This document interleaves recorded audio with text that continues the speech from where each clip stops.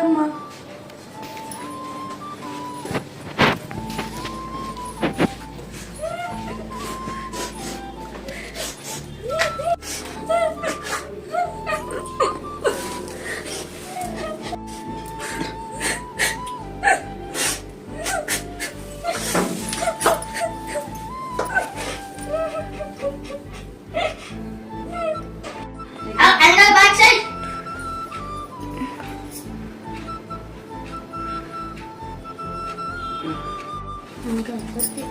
అమ్మా నువ్వు చెప్పావని సద్దన్నం తినడానికి వెళ్ళాను.